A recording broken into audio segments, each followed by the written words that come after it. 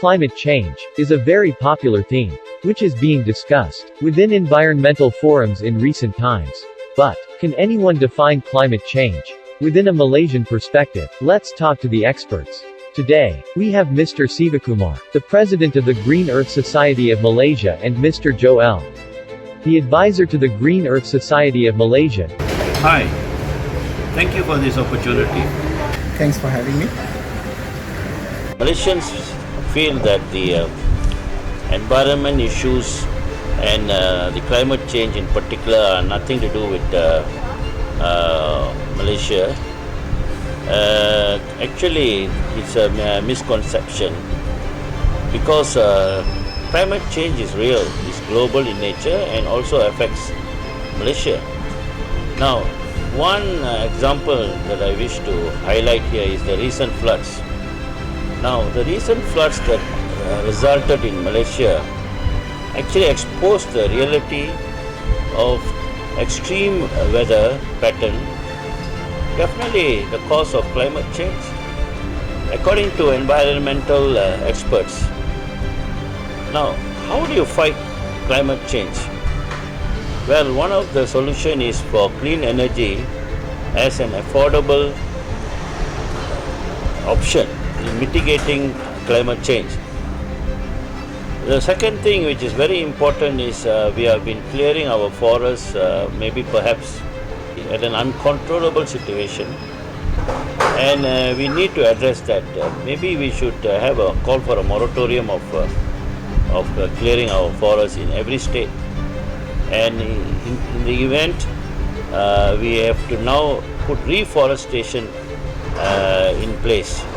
Now, if we don't come up with an effective conservation and restoration initiative of our forests, then it will be difficult to mitigate this climate change. Now, planting new trees as one of the most effective ways to reduce carbon dioxide and limit global warming.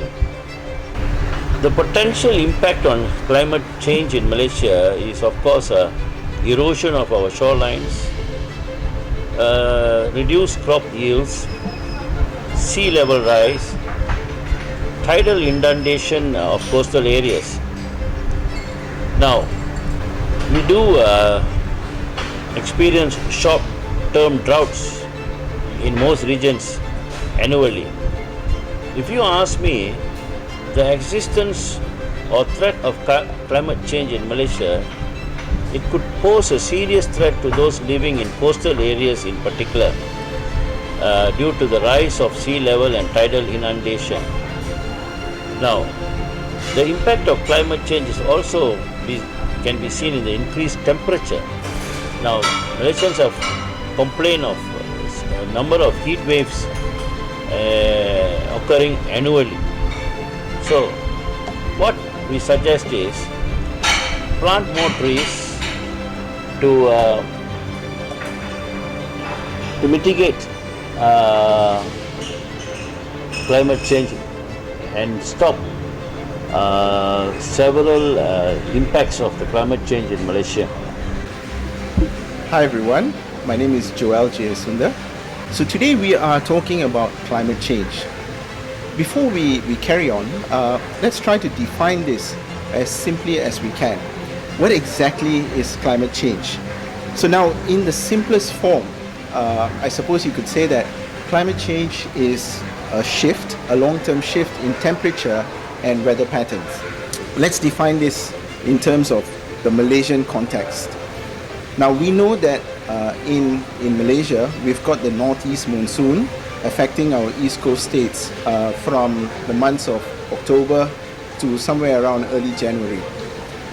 But in recent times, we have noticed that this has somewhat extended, or the monsoon comes at slightly different periods of time. Moving back a couple of months, most of you will remember the devastating floods in the Klang Valley that affected the towns of Klang, Subang Jaya, Shah Alam,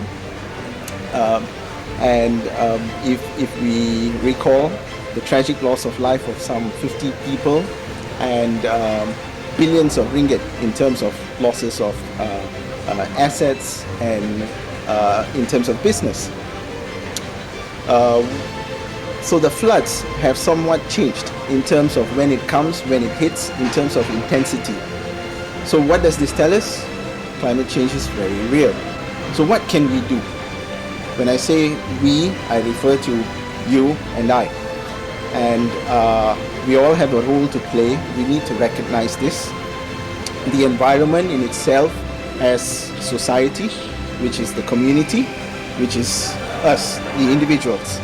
Then we have the politicians, the policy makers, those that define the routes, the policies of the country.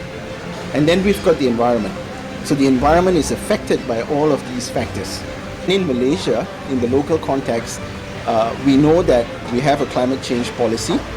And if you've been following, Malaysia made a commitment to reducing its carbon footprint by some 40% from the baseline levels recorded back in 2005.